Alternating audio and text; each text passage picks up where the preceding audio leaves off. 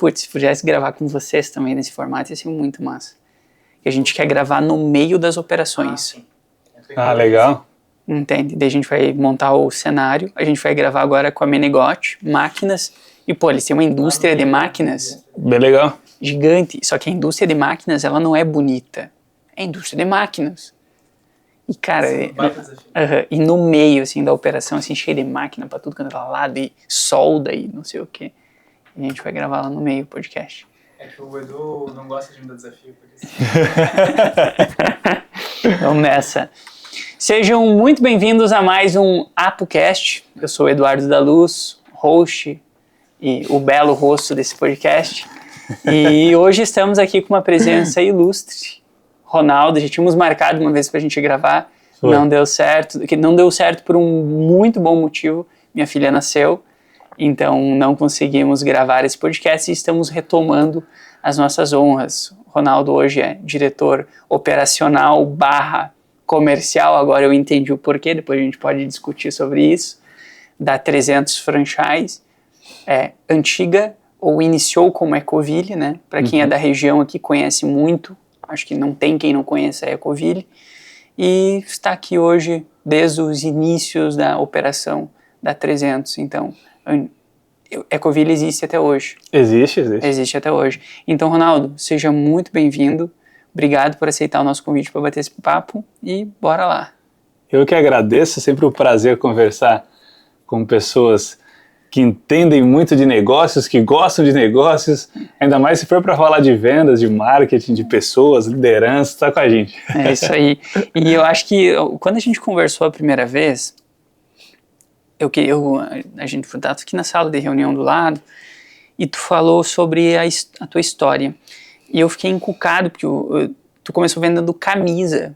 É camiseta de time. Foi, E era uma franquia? Era uma franquia. Olha o destino te colocando na linha das franquias desde o início. Tu poderia contar um pouco mais como iniciou, como tu entrou no empreendedorismo, pra gente conseguir dar rumo à conversa? Claro. Desde cedo, Eduardo, sempre tive até uma experiência dentro de casa. Meus pais sempre incentivaram a crescer, buscar, se desenvolver. A gente não veio de família, não tivemos heranças e nem nada disso, então a gente sempre teve um incentivo muito grande dentro de casa de crescer, e aí teve a oportunidade, em determinado momento, de abrir uma primeira loja de time de futebol, lá em Belo Horizonte.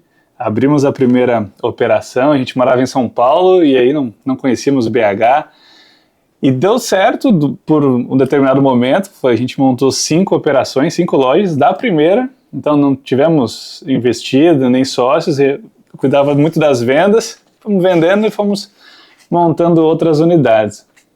Aí franquia na época, então já tive a vivência de 5 anos como franqueado, já entendendo as dores de você também ter uma franquia. Estava do outro lado da mesa, né? Estava do outro lado da mesa, e aí não contava com um detalhe. Foi uma falta de planejamento, de olhar todos os detalhes do negócio, porque se o time de futebol não está ganhando, não tem milagre que você faça para vender a camisa. E aí foi que a gente pegou um momento muito bom lá em BH, e depois de um tempo o time não começou a cair, estava perdendo, então até que ficou alguns anos na segunda divisão recentemente, então já dá para todo mundo saber de quem que eu tô falando. E aí ficou 3 anos na segunda divisão, e quando o time não tá ganhando, não tem milagre que você faça para vender um produto, uma camisa e tudo mais. Me ajudou bastante a pensar em estratégias comercial e tal, mas chegou um momento que não deu mais. A gente fechou algumas lojas, vendeu outras e saí de lá com algo na minha cabeça. Bom, eu gosto de vendas, então vamos entender o que dava para fazer. Tirei um momento para colocar a cabeça em ordem. Quanto tempo tu ficou lá? Fiquei 5 anos. 5 anos. 5 anos com a loja. Com a loja. Que engraçado o ciclo de vida, né? Que mostra os estudos que o ciclo de vida tende há 5 anos ter uma queda muito grande ali, e mesmo assim a gente parece que não acredita, né? E quando vive na prática é o que acontece. Né? E aí foi aquele período que ninguém espera, você fechar lojas, enfim, não dá certo um negócio, organizando a cabeça ali para não dar uma pirada, né? Porque você tem uma questão de crise de identidade, de confiança. Sim. E aí em determinado momento, encontrei uma psicóloga fazendo Uber, fui fazer Uber na época. E aí ela falou, o que você gosta de fazer? Eu falei, gosto de vendas, tenho uma experiência com negócios. E me cadastrei para vender franquia. Fui mandar currículo e aí uma empresa terceirizada em São Paulo, que fazia a expansão na época da Ecoville, que é a Ecoville daqui de Joinville, me ligou para eu entrar como vendedor. E entrei como vendedor lá. E essa empresa existe até hoje. Essa empresa era terceirizada, que o Léo era sócio. Ah, entendi. O Léo é fundador da Ecoville, né? Sim. E aí lá em São Paulo. E aí só que tivemos um problema lá, infelizmente, uma das grandes referências para nós, ele faleceu, que é um diretor comercial lá, um câncer muito rápido assim. E na época o Léo conversou comigo, falou, olha, vamos montar o primeiro time então em Joinville, porque na época era tudo terceirizado. Falou, vamos assumir a operação de expansão, vem você, lá a gente já tinha na época uns 50 vendedores, eu estava como gerente depois, nesse momento, e aí vim para cá em dezembro de 17 para iniciar a equipe de expansão da Ecoville aqui em Joinville como uma equipe interna. E, resumidamente, dessa equipe, a gente construiu uma metodologia comercial, também as estratégias de geração de demanda, e dessa equipe que nós construímos a 300 Franchise. A gente bateu alguns recordes de vendas de franquias da Ecoville, chamou a atenção do mercado, porque, convenhamos, o modelo de negócio de produto de limpeza, depois que você entende, é interessante. Mas ninguém acorda assim e fala, olha, eu tô morrendo de vontade Vou abrir uma loja de vender detergente hoje. Vou abrir uma loja para vender água sanitária e detergente, não tem isso. Sim. Então a gente teve que criar um modelo de venda de despertar o interesse, vender o segmento, para depois chegar no negócio e tirar da cabeça das pessoas, que todo mundo quando pensa em franquia, pensa alimentação, é disparado na frente. Agora tá vindo estética, com maior força. O produto de limpeza não tinha nem no radar das pessoas. E aí a gente desenvolveu isso, e aí vieram outras marcas pedindo para que nós também fizéssemos a expansão, e aí a gente tomou um cuidado para não irmos como prestador de serviço de expansão. Por quê? Porque a gente entende que se nós não tivermos também vínculo, existe um risco de eu fazer a expansão de uma forma equivocada, e eu não tenho nenhum vínculo com a empresa que eu estou fazendo a expansão, e também não consigo nem acompanhar se a empresa ela está executando o que precisa ser executado com um franqueado. Sou só um prestador de serviço, eu não tenho como entrar e acompanhar o trabalho. Então a gente entrou no formato de sociedade com todas as empresas, e aí a gente tem, hoje inclusive a gente está ampliando o nível de governança em cima das marcas, para que a gente consiga também garantir que o que a gente está vendendo de novas franquias, que as franqueadoras elas estão entregando o que precisa ser entregue, que são várias frentes, uma, entre aspas, linha de execução de diversas atividades de expansão, implantação, operação, consultoria, e tudo precisa funcionar como a gente passa no primeiro contato para as pessoas. E como vocês fazem... Vocês estão montando, tem um dono para cada marca? Digamos que tem um PO que seria responsável por aquele produto em específico, que o produto seria a marca? A expansão. É isso. É isso daí. Hoje, dentro da nossa estrutura, cada marca tem um diretor, é um diretor para 10 marcas, mas cada marca tem o seu gerente, que fica como um responsável pela conta, pela marca, e tem a equipe de vendedores. Isso falando da área de vendas. E aí quando a gente efetiva uma venda, a gente faz um ingresso de um franqueado, como a gente costuma dizer, porque não é simplesmente uma transação. A pessoa que ela investe numa franquia é um plano, é um objetivo da pessoa, ela está fazendo um investimento alto. Sim. Então, quando faz essa transação, aí a gente passa o bastão para uma equipe que faz a validação desse ingresso. A gente percebeu, inclusive, que se nós não tivéssemos esse detalhe, poderia ser que um vendedor falasse, exagerasse em algum número, em algum indicador. Então, aí a gente criou uma equipe de validação. Ótimo. Que faz uma entrevista com esse franqueado para validar se todas as informações que precisam estar ali bem claras com relação a investimento, com relação a royalties, com relação a expectativa, alinhamento de expectativa. Perfeito. Que aí, sim, validou, passa para a equipe de implantação e aí segue uma outra equipe que vai acompanhar mais ou menos 90 dias para a abertura da loja. E aí tem uma outra equipe, depois se implanta, que acompanha o dia a dia, operação, cadência, para fazer o franqueado ter resultado. Sim. Então, essa questão do alinhamento da expectativa é difícil, né? Porque o vendedor é muito empolgado, né? Que às vezes tu pega vendedor influente. Meu Deus do céu, tá vendo esse cara aí? Eu tô passando pela mesa, assim, eles estão vendendo. Não, mas esse aqui, ó, esse aqui é o diretor. Quer levar ele também? Assim. Né? Só falta isso daí, porque a gente teve muito problema com alinhamento de expectativa.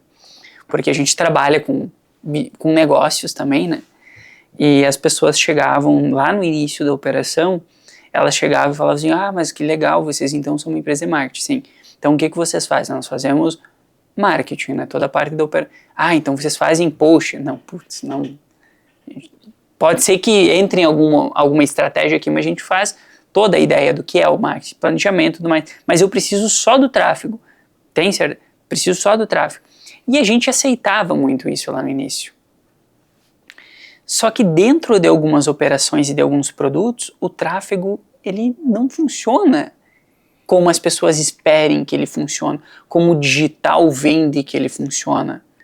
Por exemplo, eu me lembro de um caso até hoje que o pessoal pegou, planilhou os produtos da empresa, né, equipe de projetos, porque a gente tem o gestor de projetos e tem o gestor de tráfego, que responde ao gestor de projeto, que atende, está em contato direto com a empresa.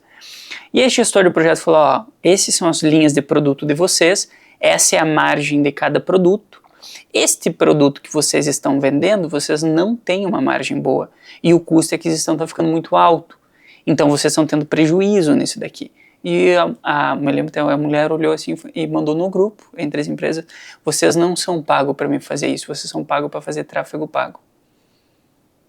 E resumindo, depois reclamou do tráfego, ela não conseguia ver resultado e tudo mais.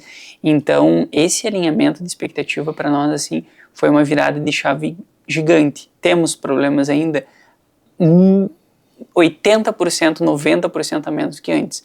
Ainda a gente tem, porque a gente está naquela migração de produto que eu comentei antes contigo. Então, até a gente treinar bem, entender o produto, a nova dinâmica, o novo modelo de negócio, vai um tempo. Entende? Mas alinhamento de expectativa é muito difícil e eu imagino o tamanho da dificuldade que vocês têm, porque em 2017, como tu comentou ali, nessa fase, vocês estavam com 50 vendedores naquela época. Sim. E hoje? Hoje nós estamos com 300 vendedores. Só na área comercial. Sem falar de todas as outras pessoas e das pessoas de vendas que atuam com os franqueados. Porque também temos uma equipe comercial que acompanha as vendas dos franqueados, né? Para ajudar a... Tu não tem noção do tamanho da admiração que eu tenho disso. Porque não deve ser nada fácil a gestão desse time todo. Eu costumo até brincar, Eduardo, que você liderar 200, 300 pessoas da área administrativa, financeira, é um desafio. Agora, o vendedor é muito mais difícil, porque ele tenta te vender a ideia dele o tempo inteiro, entendeu? Muitas vezes eu falo, olha, eu já sentei aí, eu já vendi. Eu sei o que tu quer falar. Eu sei o que tu tá querendo dizer, não vai por essa linha. mas é isso. E você falou do perfil do influente, e precisa ser, até a própria disrupção que a 300 está fazendo no mercado de franquias, é justamente devido a isso. As pessoas acreditavam que para fazer uma expansão de franquias, o vendedor, ele precisava ser o vendedor, o cara que depois faz a consultoria, o cara que analisa o ponto, era um cara que fazia tudo. Esse era o formato antigo de se fazer uma expansão de franquias aqui no Brasil. E aí o que acontecia? Naturalmente, esse vendedor que ele fazia o ingresso de um franqueado, ele acompanhava a implantação, ele via a operação, ele tinha que dividir o tempo dele, obviamente, e ele tinha muitos problemas, porque qualquer negócio, quando você vai operar, quando você vai implantar, tem desafios. E aí ele transmitia esses problemas para as novas pessoas que estavam interessadas, sem lembrar dos pontos positivos, entendeu? E aí que o negócio não dava. O vendedor, a gente precisa controlar ali, não pode ser nem demais, não pode enaltecer só e não falar das obrigações, mas também não pode ser o contrário. Você vê tanto problema que você esquece de passar o lado positivo, de passar os cases, de passar as referências e começa a perder venda. Então a gente ainda enxerga isso no franchising como um todo, dos consultores que tentam trazer demais para as obrigações. Até mesmo existem empresas que, tendo os cases, não passam os cases para não se comprometer. Porque o franqueador, ele se compromete, querendo ou não. Se eu falar para você, olha só, Eduardo, você como nosso franqueado, você pode faturar 100 mil por mês, 150 mil por mês ou 200 mil por mês. E eu preciso te entregar ferramentas, tanto da parte técnica, quanto de instrução, quanto de cultura, como a gente estava falando antes de iniciar, para que você chegue aos 200 mil de faturamento. Agora, quando um franqueador ele não está organizado o suficiente para isso, ele prefere nem se comprometer. Ele tem pessoas que faturam muito acima do que ele apresenta, mas ele prefere nem falar, porque ele não tem a segurança da escala de como que ele consegue replicar esse resultado. Então, aí ele entra num estilo de conversa, de negociação, só das obrigações e trava a rede. Aí cresce menos, e o negócio que não cresce, o seu concorrente vai crescendo. Sim, se não cresce, morre, né? E como que vocês distribuem, eu vejo essa questão das metas para os vendedores, elas são controladas diariamente? Imagino que dentro dessa subdivisão desses 300 vendedores, vocês façam microtimes, né? É isso. Tem um microtime que eu acho a melhor forma de gerenciar grandes times, e cada um desses microtimes tem metas a serem controladas diariamente ou semanalmente? Diariamente, e alguns indicadores principais que a gente acompanha todos os dias e por horas, período de manhã, período da tarde até a noite, para que a gente consiga chegar no resultado. A gente desdobra, receita previsível total. Pura, do total de pessoas que têm interesse em adquirir uma franquia, um percentual, e aí você vai quebrando em percentuais, e dentro desses percentuais a gente acompanha diariamente e alguns desses por hora, para que a gente consiga chegar no resultado. Mas como eu acho isso maravilhoso, né? Levar o pé da letra a receita previsível, né? Mas como que vocês conseguem, como que vocês subdividem o controle dos indicadores? Porque eu tenho uma dificuldade com isso. Porque no início, quando, por exemplo, aquelas dashes que a gente tem ali na frente, as primeiras vezes que a gente fez uma dash daquela, nossa senhora, tinha uma caralhada de indicador ali na TV. Só que a gente tinha muita dificuldade do controle, né? Porque é muito difícil controlar indicador. Parece simples, mas vai no dia a dia, todo dia, seguido, olha, cansa. Então, como vocês dividem a quantidade de indicador por esses squads? Digamos assim, existe um limite, não existe um limite? Eles que tomam a decisão de quantos controlar, vocês que passam a direção? Olha, como é que funciona, viu, Eduardo? Do que você está falando, a gente também vivenciou. E a gente chegou num nível de rotina e de diário de bordo para que a gente consiga executar o que precisa ser executado. Não estou dizendo aqui que tudo funciona numa maravilha, que é um filme, que não funciona dessa forma. Mas nós, através de um diário de bordo que a gente definiu e por posição. Então, a primeira coisa que eu fui vendedor, eu fui gerente, eu sou vendedor até hoje, né? Mas Sim. fui vendedor, fui gerente, eu fui diretor de uma diretoria, que cada diretor tem de 7 a 10 marcas, e cada marca de 4 a 6 vendedores, então o diretor acompanha entre 50, 60 vendedores, e hoje eu acompanho toda a operação. Então, a primeira coisa que eu fiz quando eu fui para um cargo acima, que eu fui abrindo cargo, né? Não existia o cargo de diretor, eu era gerente, daí eu fui o primeiro diretor. Daí a gente foi treinando, desenvolvendo as pessoas, até que surgiu a necessidade de ter uma diretoria de operações. É desenhar o diário de bordo. O que eu estava fazendo, que horário que eu fazia, como que eu fazia, para eu conseguir replicar o resultado de uma maneira mais fácil. Então a gente chegou num mapeamento de diário de bordo do vendedor, do gerente, do diretor.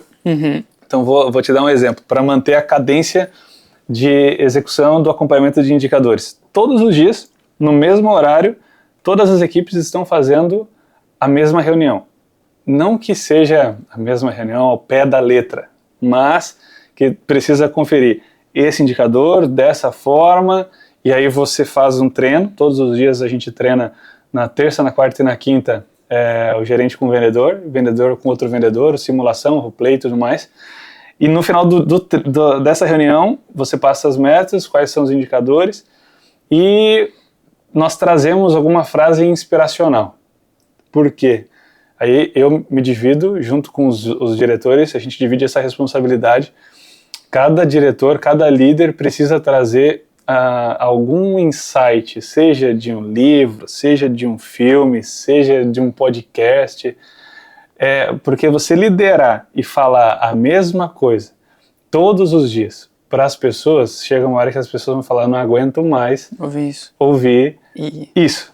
E a curva para que isso aconteça é mais curta do que as pessoas imaginam, né? Sim. Para se tornar cansativo e repetitivo. Ainda mais com as novas gerações extremamente ansiosas, curto prazo, entende? Te trocam por um babalu. Então se torna muito difícil gerenciar isso, por isso que eu pergunto. E vocês têm dificuldade de geração, eu digo pessoas, vezes a rotina? Porque cada squad desses que vocês têm, imagino que deve ter pelo menos um líder, e esse líder deve ser uma pessoa sênior, né? E esses outros vendedores abaixo, como vocês controlam a senioridade? Essa é uma boa pergunta e é um desafio.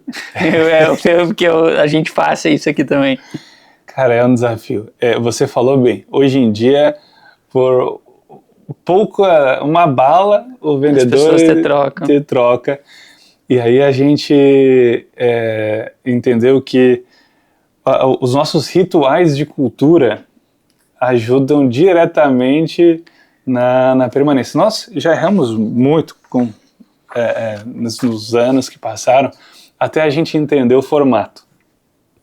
Porque a gente percebeu que os rituais de cultura ajudam as pessoas a ficarem mais engajadas. E eu não sei, provavelmente você já deve ter visto algum vídeo da galera batendo bum, sim.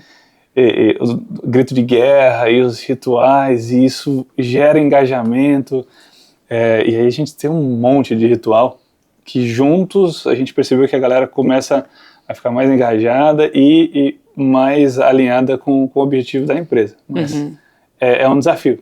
É um desafio você ter, ainda mais na área comercial, que já tem uma certa rotatividade, já maior do que outros departamentos, ter vendedores há bastante tempo. Hoje a gente está construindo e a gente passou por uma fase que a gente queria promover todo mundo. Não sei se você já passou por essa fase também. Já, e quase que acabei com o caixa da empresa. E também tem a questão de nem sempre o melhor vendedor ele vai ser um bom gerente, e ele nem precisa querer isso. Vou passar esse aqui para baixo, para não deixar tuas imagens, depois tu usar os teus cortes. Antes a gente tinha na nossa cabeça que todo mundo precisava trilhar um caminho de vendedor, gerente, diretor e tudo mais, mas não. O vendedor ele pode ser um bom vendedor, um excelente vendedor. E tá tudo bem. E tá tudo bem, e ele tem uma remuneração às vezes até maior do que a de um gerente, porque ele é um vendedor acima da média, e quem é acima da média tem uma remuneração variável que, dependendo do seu resultado, até maior do que ele teria se ele fosse um gerente, e tá tudo bem. E aí, hoje a gente percebeu isso, e quando a gente entendeu que não precisávamos forçar as pessoas para serem promovidas e que tá tudo bem, aí foi uma outra fase da empresa. A gente conseguiu ter muito mais estabilidade e pessoas que estão na área de vendas há bastante tempo, já conosco, performando muito bem há bastante tempo, e que se fosse um tempo atrás a gente já estava forçando ela virar um gerente, alguma coisa assim. A gente já perdeu isso. Hoje eu oriento mais os gestores, que muitas das vezes a gente pega alguém com bom resultado, a gente quer transformar num gerente, um supervisor, alguma coisa assim, e a gente acaba perdendo os dois, porque a pessoa às vezes não tem perfil para aquilo ali. E sim, a gente passa, e eu passo por isso até hoje, porque às vezes no final das contas parece até uma vaidade pessoal, de a gente conseguir que as pessoas deem um passo, cresçam e tudo mais, e nem todo mundo quer isso, né? E a mesma coisa que eu falei ali, que eu quase acabei com o caixa da empresa, não quase acabei, mas deu um problema para nós, porque eu queria que todo mundo ganhasse mais. Porque na minha cabeça todo mundo ganhando mais, as pessoas iam estar mais motivadas. E no final das contas, eu não me lembro quem que fala sobre isso, que tem 2 tipos de motivação. E todo esse outro motivação mais do contato, do barulho, do movimento e tudo mais, eu não sabia fazer. E eu não sei fazer até hoje, entende? Então a gente está buscando esse conhecimento fora, porque é difícil, entende? E é difícil manter rotina desse tipo de motivação, porque tem as pessoas que vão olhar e vão falar, frescura, tem as pessoas que não vão querer fazer, tem as pessoas que vão falar, pô, Ronaldo, mó chatão lá, tá querendo que eu bata aquele negócio, eu vou passar vergonha lá na frente de todo mundo. E no final isso sustenta quem tem que sustentar, que são as peças-chave da empresa. E os outros, tudo bem, estão ali cumprindo seus papéis, estão ganhando para isso, estão vivendo bem, tá tudo certo, entende? Então, mas é uma mudança de chave para nós também como empresários, entende? Então tu fala isso, e às vezes eu ouço vocês compartilhando alguma coisa, ou fazendo alguma coisa, ou até em algum vídeo, e eu fico pensando assim, que por um lado é bom, porque parece que nós estamos no caminho certo, porque obviamente vocês são muito maiores do que nós, e eu vejo que, legal, então a gente está passando pela dificuldade que eles passaram, estamos caminhando então quer dizer que as coisas estão acontecendo. Por exemplo, isso daí que eu falei da precificação, essa parte do desenvolvimento individual, né? A gente sofreu muito com isso ano passado. E a gente acabava criando um ambiente que ele não era bom. Porque a gente queria muito que aquelas pessoas se desenvolvessem. E no final elas não queriam, e a gente queria, não queria, e quando vê dava rusga, e a gente se passava por ruim, e eu não entendi o porquê que eu estava me passando por ruim, eu só queria que as pessoas se desenvolvessem, entende? Então é uma situação bem, bem desafiadora, e eu vejo vocês com a quantidade de gente quadriplicado, né, essa questão do problema. E voltando para a questão, e eu bati nisso da questão da senioridade e da personalidade, porque eu vejo que para operações existem padrões que a gente pode tentar encontrar. Por exemplo, pessoas mais influentes, com um pé em estabilidade, são pessoas boas, às vezes, para SDR. Porque SDR todo mundo negligencia, e eu vejo que tem que ser uma pessoa muito boa para ser SDR. Uhum. Tem que ser muito bom, qualificador, jogo de cintura, se conectar, gerar o valor que a empresa precisa ter com a primeira imagem que fica, né? Então, uma pessoa mais dominante e analítica é uma pessoa mais closer, uma pessoa mais focada em resultado.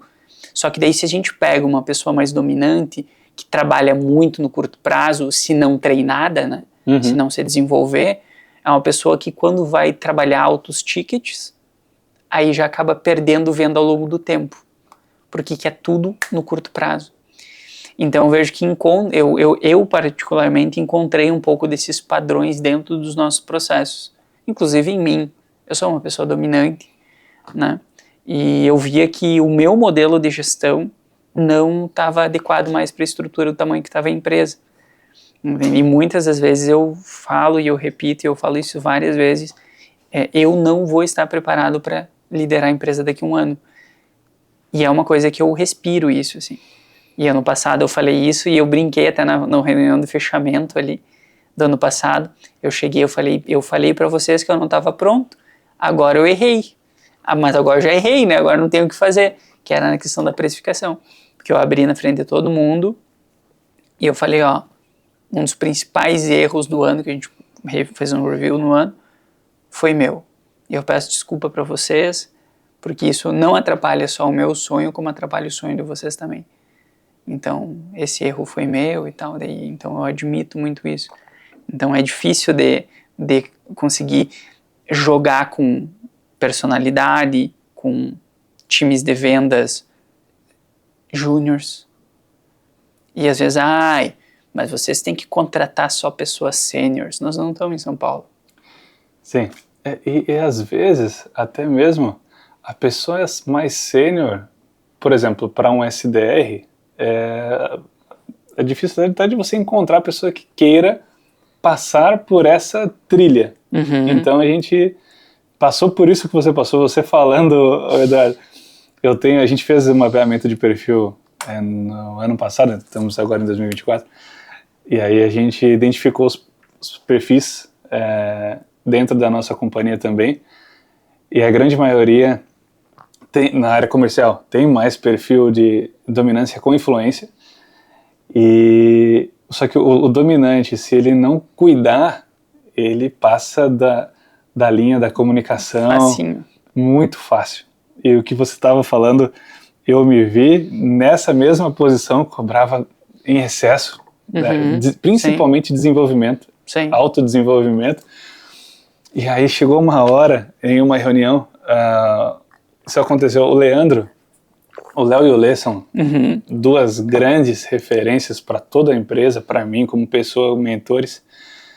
E aí a gente desenvolveu um ritual, isso com todos os vendedores. Isso aconteceu porque lá atrás tinha um vendedor que hoje ele é diretor na empresa.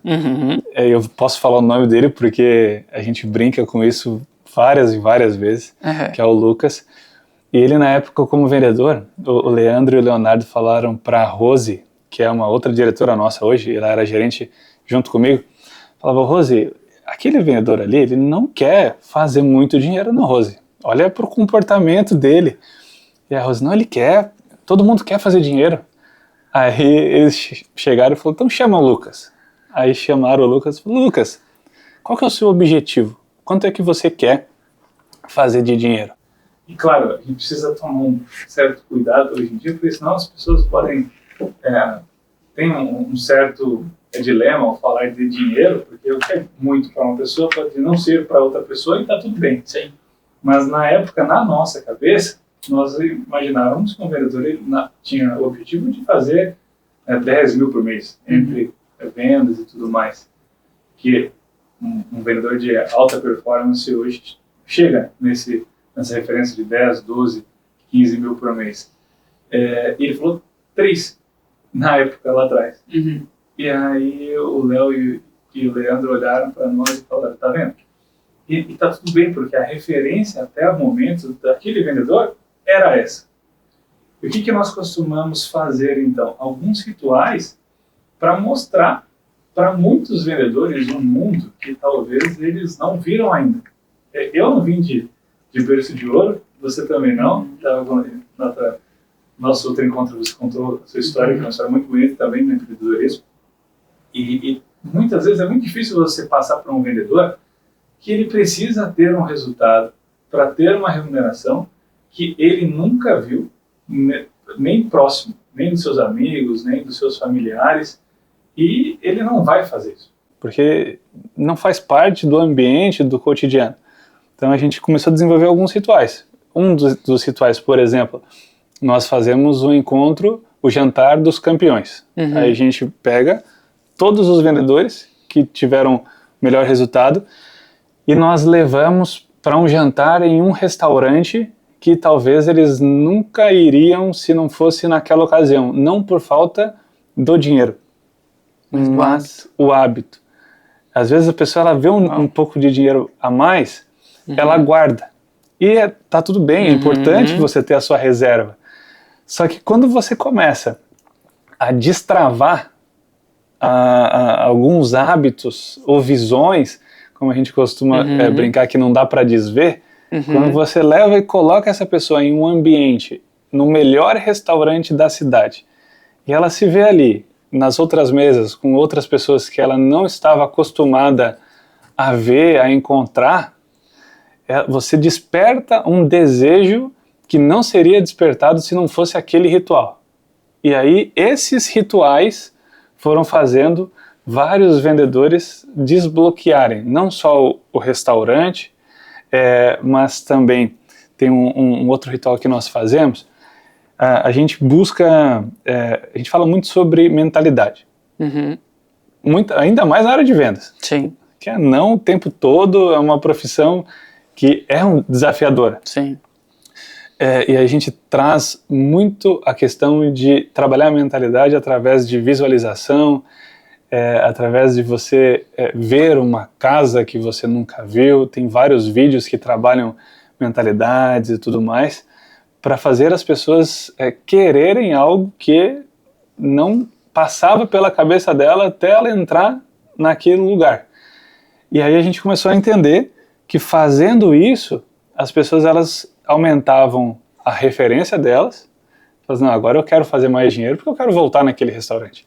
Não é porque eu preciso bater meta, é porque eu quero vivenciar isso mais vezes. Entendeu? E aí a gente conseguiu criar uma série de rituais, e a gente pega um vendedor mais jovem, tudo isso para voltar naquele, sim. na pergunta inicial, como é que a gente lida com os vendedores mais jovens.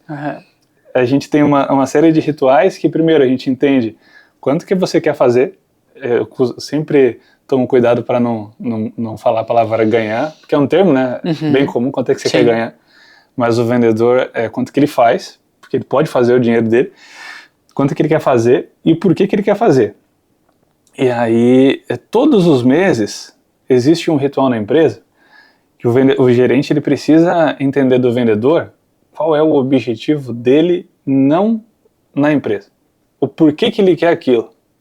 E fazendo essa pergunta, você consegue fazer com que as pessoas elas tenham mais resultado. Porque quando, determinado momento do mês, que um vendedor ele tem um problema, uma venda caiu, o cara que estava para fazer não fez o valor e tudo mais, ele desanima. Só que quando o gerente ele entende que naquele mês, aquele vendedor, ele precisa fazer X mil reais, porque ele precisa colocar um forro na casa dele, você muda completamente a forma que o gerente olha para o vendedor, e você muda completamente o modo que o vendedor ele enxerga os momentos de queda. Então, um ritual que a gente implantou não basta você passar a meta de vendas da empresa. Você precisa entender qual é a meta de renda do vendedor e o porquê dessa meta de renda, e muitas vezes mostrar para o vendedor que existe um mundo que ele nunca vivenciou, que ele pode vivenciar se ele subir a referência de meta de renda.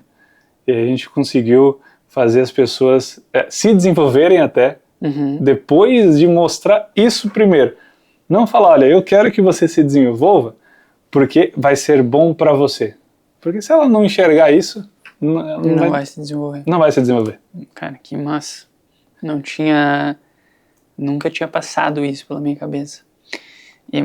Do consumir coisas novas para entender novas experiências já. Mas eu vou fazer uma narrativa, uma experiência. Vamos voltar no tempo. 2017 vocês estavam com 50 vendedores. Já é um número considerável de vendedores, né? Só que em 2017, quando vocês não tinham, que em 2019, que foi fundada a 300, né? Se eu não me engano, vocês não tinham nem perto a noção de problemas que vocês viriam enfrentar para frente. Porque o boom de crescimento que vocês tiveram, com isso vem uma série gigantesca de problemas.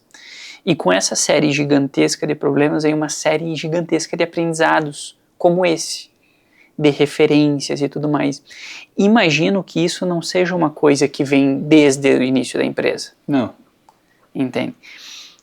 E essa, para mim, é uma das dificuldades de conseguir entender. Eu sempre fico me perguntando, o que eu não vi ainda?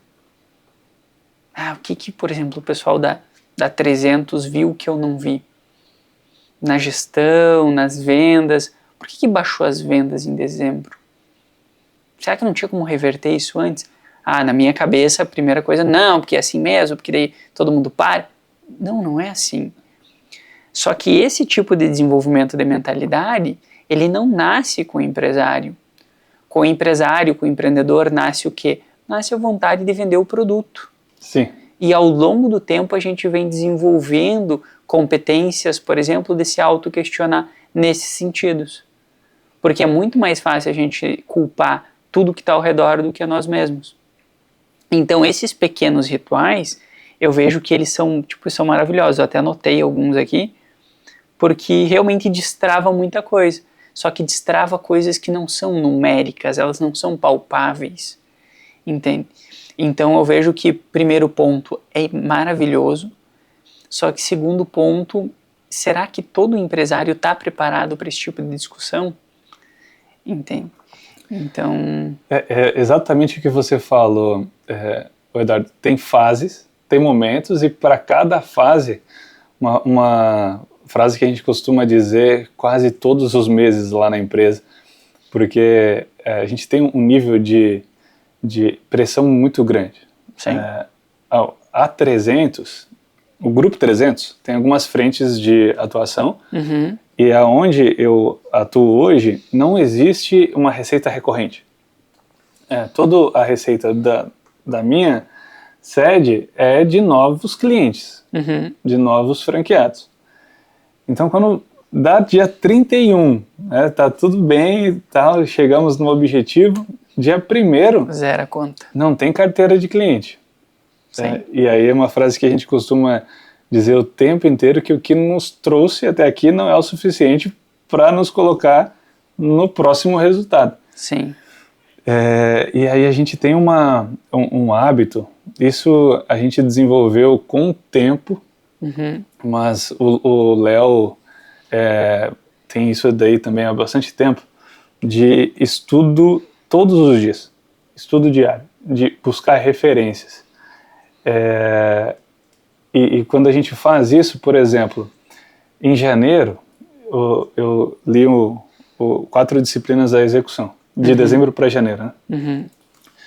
E foi maravilhoso para mim, no momento que eu estava, porque eu estava numa fase na empresa agora, aqui no início do ano, que a cadência dos indicadores e tudo mais, a galera já estava começando a relaxar. E aí quando você traz uma outra metodologia que fala a mesma coisa, porque as 4 disciplinas da execução é só um nome diferente para falar de que precisa acompanhar os indicadores, as referências para ter resultado e tudo mais, mas você implanta com um nome diferente as ações que precisam ser feitas todos os dias e você traz um oxigênio para a turma. Aí agora eu terminei de ler um livro de objeções, que é de um autor do Jeb Blount, que é um cara lá dos Estados Unidos, muito bom em vendas. Muito do que ele falou ali, nós já sabemos que precisa ser feito. Sim. Mas vou fazer o quê? Agora me comprometi com o pessoal, sexta-feira vou dar um treinamento do livro, para falar o que muitas vezes nós já falamos, várias vezes, desde o treinamento inicial. Mas olha, agora esse livro, o Jeb Blount que está falando, então é importante a gente lembrar daquela ação que nós falamos para fazer lá no treinamento, no início e tudo mais. Traz de novo, numa ótica diferente, a mesma coisa que a gente já deu treinamento. Sim. E aí, hoje, agora, eu comecei um outro livro da Carta de Bezos, que são as cartas que o Bezos fez para os acionistas da Amazon, as 12 cartas dele. E muitos dos livros falam as mesmas coisas. Mas a ideia de você pegar e trazer a referência para o seu time, você faz com que a galera faça o que precisa fazer, acompanhar os indicadores, fazer questões de liderança e tudo mais, e você traz um oxigênio de novo, e toca no assunto de novo, e parece que está vendo pela primeira vez, e volta a energia que estava no começo, sabe? Sim. Então, desenvolver esse hábito que não é fácil, de você buscar o tempo inteiro uma referência, um livro e tudo mais. Que é cansativo também. É cansativo. Não adianta romantizar que não é, porque não... Não tem um dia que eu acordo e falo assim, não, hoje eu vou dormir até mais... Toda hora, ele às 5 da manhã tá lá lendo. Uhum. Todo dia. E não tem um dia que a pessoa fala que fica mais fácil. Não fica mais fácil. Não fica mais fácil. Boa, é mais fácil ficar dormindo. Mas, e tem um detalhe, Eduardo, que a galera pergunta assim, Ronaldo, mas por que você posta todos os dias? Porque com esses, antes a gente falava para as pessoas. Sim. Você precisa estudar.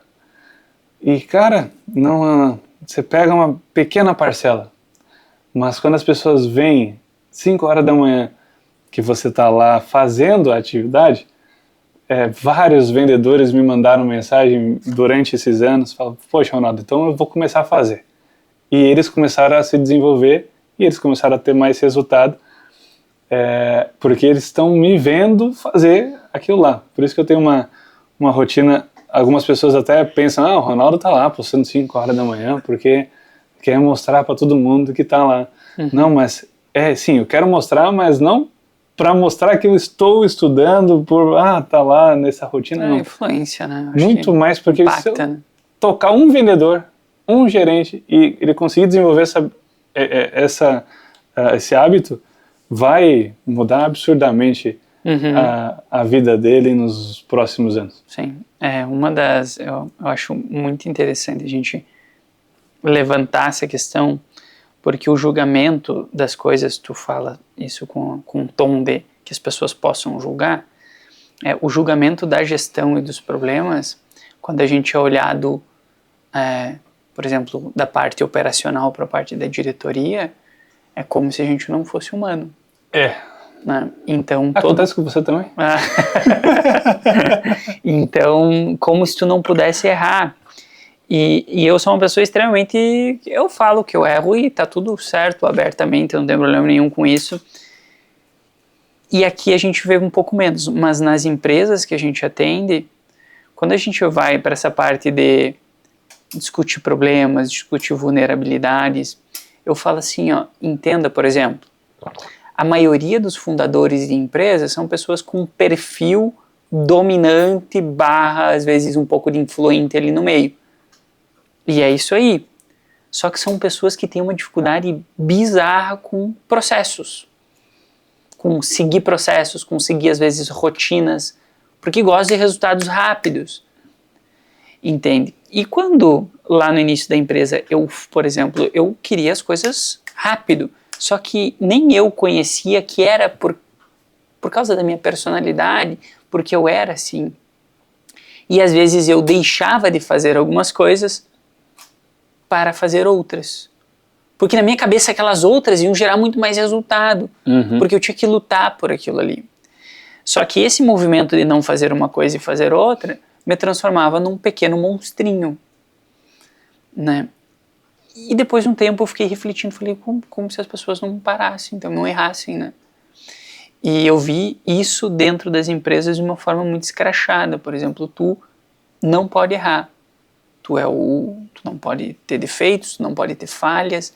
E no final das contas, desde a base operacional até a diretoria, estratégia e tudo mais, cara, é todo mundo gente. Entende? O dono da empresa, ele sofre, ele tem dores, ele tem problemas, ele tem desmotivação. Pô, tem dia que a gente não quer, cara. Tem dia que a gente não quer dar o passo, que a gente não quer. E é isso. Entende? Só que a maioria das pessoas, quando a gente fala que, porque a gente tenta se esforçar, porque a gente lê, porque a gente tenta criar rituais novos, porque qualquer coisa nesse sentido, ou uma academia, luta, tentar se encontrar de alguma forma, Não, porque tu está sendo prepotente, arrogante. Não, é porque a gente entende os nossos defeitos. Eu, particularmente, entendo que eu sou uma pessoa que eu tenho dificuldade com rotina. Eu tenho muita dificuldade com rotina. Logo, é uma coisa que eu vou trabalhar. Uhum. Mas daí o Ronaldo acorda às 5 da manhã e eu te vejo como pessoa também, quem sabe com um perfil um pouco mais, acho que dominante, alguma coisa assim, né? Uhum. Imagino que não deve ser fácil a rotina pra ti também. Mas tem que ser feito. Então, quando tu fala essa questão de acordar às 5 da manhã e tudo mais, tu só tá fazendo o que tá sendo feito. Porque tu entende as tuas dificuldades, os teus limites, os teus desafios. E muitas das pessoas não compreendem que empresário também é gente. Diretor também é gente, enfim. E nessa questão, Eduardo, eu me vi completamente nessa sua fala agora, porque eu saí de uma posição para outra e que precisa de uma parte estratégica bem maior para você conseguir acompanhar todo mundo. Mas muitas vezes eu queria voltar para a minha atividade anterior. Que era muito mais fácil, né? Que era mais fácil, numa zona de conforto, você já dominava. Sim. E aí chegou uma hora, até a Milena falou comigo, eu falei, Milena, me segura, porque senão eu vou voltar lá para a área de vendas. Que eu domino. Assim, meu coração pede para estar lá. E eu gosto muito de estar em contato na linha de frente com tanto os vendedores, os gerentes e tudo mais, mas eu precisava de uma rotina de atividades estratégicas que no primeiro momento, naquela hora, não iria impactar diretamente numa venda nova, mas fazendo esta atividade eu iria estar impactando no resultado da próxima semana, do próximo mês, porque é uma atividade mais estratégica e de gestão. E aí eu comecei a me controlar e me desvincular das atividades que eu não precisava fazer, porque são atividades que você gasta muita energia muitas vezes e que traz pouco resultado perto do que você precisa no todo. Pode ser que naquele dia, poxa, deu um resultado legal, mas não é escalável. Você não vai conseguir chegar no resultado da empresa você fazendo aquela atividade. Agora você fazendo outras atividades estratégicas que pode dar uma falsa impressão por não estar dando resultado direto na hora ali, que não é tão relevante, mas de forma consistente você está prevendo o resultado da próxima semana, do próximo mês, do próximo tri, e o negócio começa a ter uma escala maior. Mas é exatamente o que você falou. Mas existe essa questão volto a dizer, tu subiu da posição do que tu executava. E quando tu sobe dessa posição, tu não sabe o que tu vai fazer. Sim. Mas está descrito no manual. Tem um livro lá com tudo escrito do que tem que fazer. Tu não sabe o que fazer. Pode dizer que sim. E esse é o grande medo de dar o passo do desenvolvimento. Né? Você colocar numa zona de desconforto, dar um próximo... Se jogar por isso que a gente encarrega a frase ali. Crescimento é desconfortável. Entende? Porque muitas das coisas que saltos que a gente dá na gestão, acrescenta produto na empresa, mata produto, porque às vezes a gente tem que excluir produtos da empresa também que não fazem sentido. Tudo são novas formas de fazer gestão e de aprender como lidar com esse problema. Então, nós como diretores, empresários e tudo mais, a gente tem que continuamente lidar com problemas diferentes do que a gente viveu no dia anterior.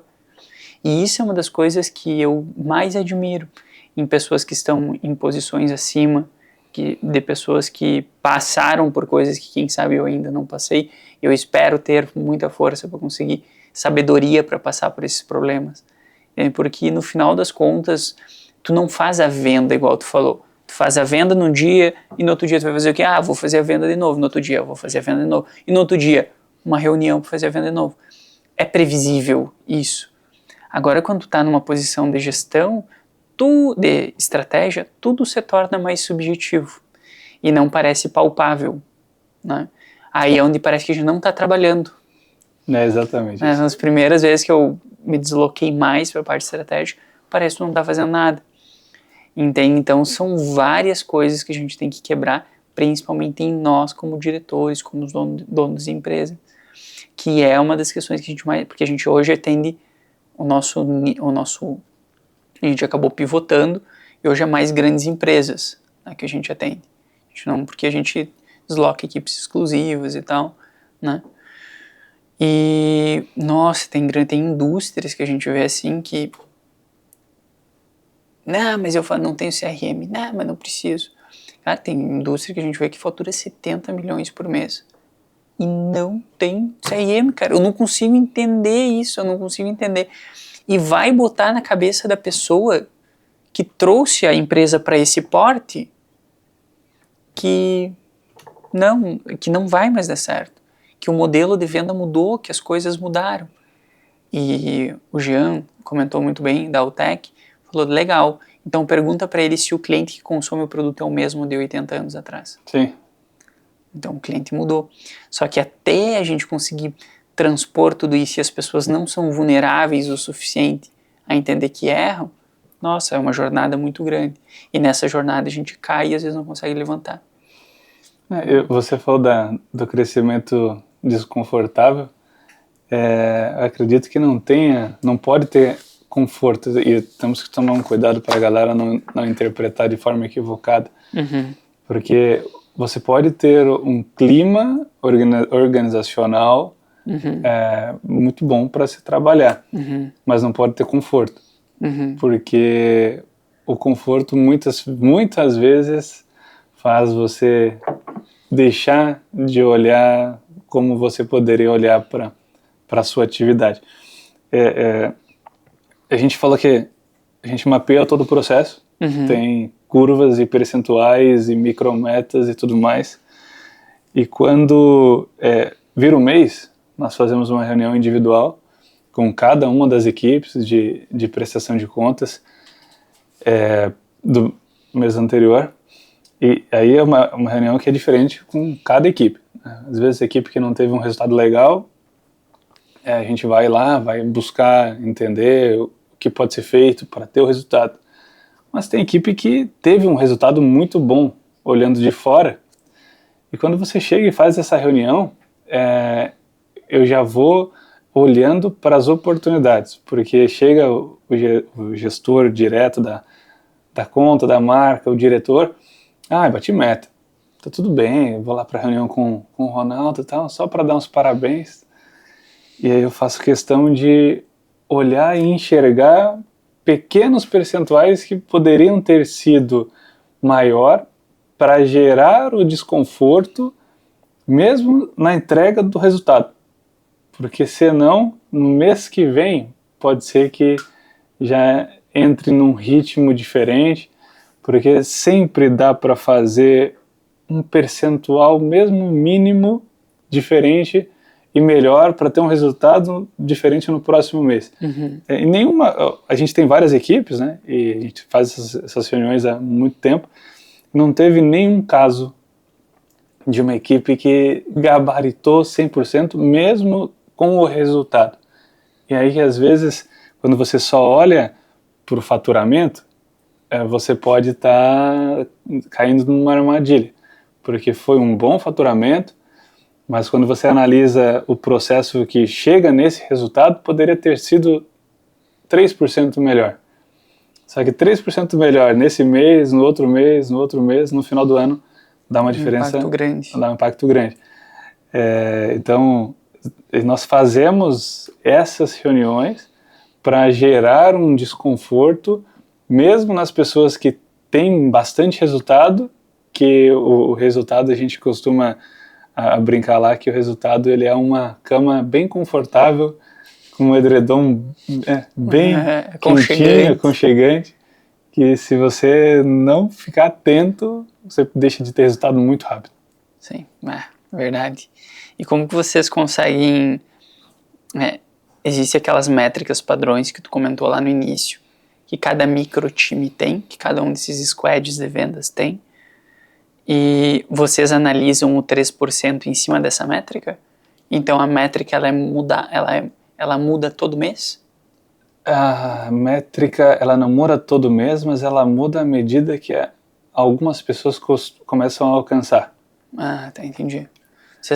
Vocês têm essa flexibilidade de aumentar a meta e tudo mais, né? Sim, a gente aprende muito internamente. Se dentro de uma equipe com 200, 300 pessoas, você sempre tem alguém que tem uma ideia diferente, e aí a referência vou dar um exemplo tem que, de uma etapa do funil, uma conversão de uma etapa para outra era 70%. E aí tinha algumas pessoas que estavam batendo 75%, 80%, até 85%. Aí você vai parar para entender, é uma pessoa que fez uma pequena inovação na forma de mandar um convite. E aí ela tem resultado diferente. E aí a gente pega isso, replica para os demais e sobe a referência para 75%, para 80%. Muitas vezes a gente vai buscar por problemas, né? Você vai fazer uma reunião com uma equipe e a gente tem que tomar cuidado para não ficar atento somente aos problemas, porque dentro de uma mesma equipe, a primeira coisa que eu olho, eu vejo a referência dentro da equipe e entre os vendedores. E quando eu vejo que um vendedor ali, vou dar um exemplo, né, uma marca tem 4, 5 vendedores, quando um vendedor ele começa a despontar, eu falo, deixa eu entender o porquê que você está com esse resultado. Não só deixa eu entender o porquê que o cara não teve resultado, deixa eu entender o porquê que você está com esse resultado. Me mostra, abre ali as suas conversas, deixa eu entender como é que você está fazendo o contato com seus clientes, e aí você começa a identificar padrão. E aí nesse momento você começa a subir pequenos percentuais e vai subindo a métrica, e aí chega uma hora que todo mundo bate e você não sabe como é que bateu, como é que você saiu de 50 para 70, de 70 para 85 nessas etapas. Hoje, inclusive, a gente fez uma reunião disso. A gente percebeu, olha o detalhe, que quando a gente faz o convite para uma pessoa participar de um evento, ela preenche um formulário e tudo mais, se compromete, mas está um percentual X. Agora, se eu pego a mesma coisa, faz o formulário para a pessoa participar do evento e tal, mas eu pego o e-mail dela e eu crio uma agenda no Google, no Gmail, e coloco o e-mail dela lá. Aumentou em 5% a participação das pessoas. Elas tinham preenchido um formulário para participar do evento, mas eu peguei e criei também em paralelo uma agenda no Gmail, coloquei o e-mail dela lá, com o nome do evento, o link do evento, o horário do evento, subiu 5% a participação. Então são pequenos movimentos que você vai fazendo, analisando as pessoas que estão fazendo de forma bem feita, que fazem a empresa crescer. E não só você olhar para as pessoas que não estão fazendo o que precisa fazer, faz a empresa crescer. Você precisa olhar para quem não está fazendo, mas muito para quem também está fazendo, para subir a referência dos demais. Verdade. Ano passado a gente teve 3 consecutivos, assim, recordes históricos, né, de vendas, e no mês seguinte, o pior mês de todos da história. E isso me pegou muito forte, né? Porque daí eu falei, meu Deus, o que a gente fez? A gente manteve igualzinho, gente. E aí foi fuçar. Daí foi uma mudança de produto muito rápida, desvio de foco para venda desse outro produto criado.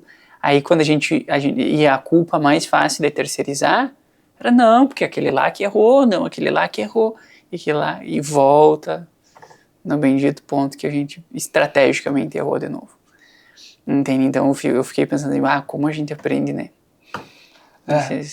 A gente colocou uma reunião de início de mês, onde a gente reúne todo mundo e fala, pessoal, aonde nós acertamos? E aí a gente começa a forçar a mente para lembrar de tudo que nós fizemos no mês, das pequenas ações que nós fizemos no mês, que fizeram a gente acertar. Porque muitas vezes, até hoje, a gente faz reunião e fala, mas a gente fazia isso e paramos de fazer. Sabe? Sim. Várias coisas bem pequenas que a gente fazia e foi parando de fazer, e nunca mais foi feito. Aí dá um problema muito grande, putz, o que aconteceu? O que aconteceu? Vamos voltar lá atrás e ver o que estava sendo feito. Então, vira o mês, uma reunião com os gestores, que nós fizemos que deu certo. Aí a gente começa a escrever esses percentuais e tal. Então, isso daqui precisa ser feito nesse mês. Sim, perfeito. Se a gente não lembrar o que foi feito de certo, todo mês, pode ser que fique uma atividade para trás num mês. Sim. Aí no outro mês fica mais uma e costuma a perder a vista do resultado.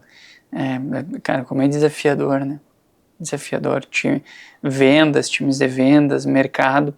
E essa é uma parte legal que eu não me lembro de quem que é a história que, quando tu comentou antes, eu me lembrei dessa história, que teve vamos supor, como se fosse a loja MM aqui de Joinville. Bateram o recorde, estavam querendo chegar em 1 milhão no mês. Estavam querendo, e entrou um novo presidente, se não me engano, no grupo. E o diretor de vendas foi lá e bateu a meta. 1 milhão vendido. E chegou para esse presidente e ele falou, cara, batemos 1 milhão, pô, caralho, não sei o que, e falou um monte assim. E o presidente falou, tá, e como tá esse mês? Porque tinha virado o mês, ele foi falar isso dia 1º.